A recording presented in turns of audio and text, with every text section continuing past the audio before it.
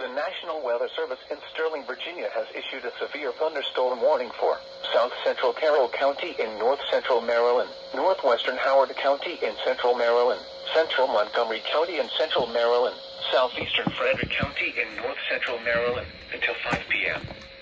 At 4:12 p.m., severe thunderstorms were located along a line extending from near Poolsville to near Potomac, moving northeast at 30 miles per hour. Hazard, 60 miles per hour with gusts and quarter-size hail. Source, radar indicated. Impact, damaging winds will cause some trees and large branches to fall. This could injure those outdoors, as well as damage homes and vehicles. Roadways may become blocked by downed trees. Localized power outages are possible. Unsecured light objects may become projectiles.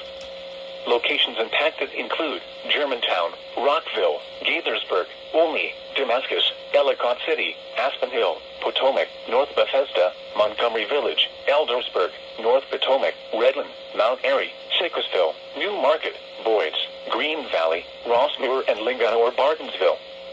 For your protection, move to an interior room on the lowest floor of a building.